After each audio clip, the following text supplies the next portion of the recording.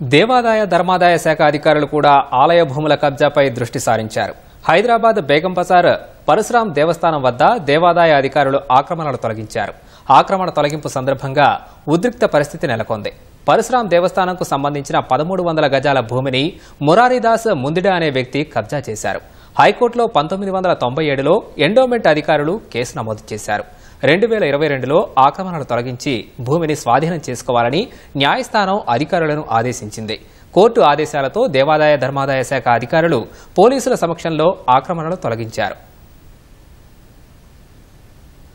400 సంవత్సరాల పైనుంచి యొక్క పరశురాం మందిర్ ఇది శ్రీ గురుద్వారా పరశురాం మందిర్ బేగం బజార్ చక్రిలో ఇక్కడ స్వామి వైభవంగా కొలువైన స్వామిని ఈ రోజు ఈ దుస్థితి మనం చూస్తూ ఉన్నాం.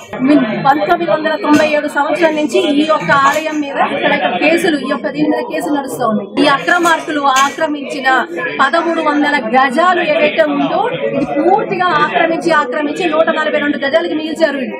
ఎవరికి వారికి యథేచ్ఛగా ఇష్టంగా ఇది ఒక హిందూ బెల్ట్ అండి.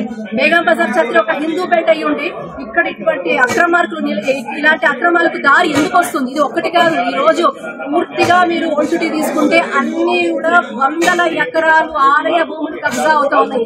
ఏదైతే ఒక హైడ్రా తీసుకొచ్చి మీరు ఏదైతే చెరువులు full FTA buffer zone lands మీరు కూల్ చేస్తున్నారో హైడ్రా లాంటిది ఒక టాస్క్ ఫోర్స్ ఈ రోజు ఆలయ భూముల పరిరక్షణ కూడా తప్పకుండా పెట్టాలి. ఆలయాలకి పూర్వవైభవం కలగాలి.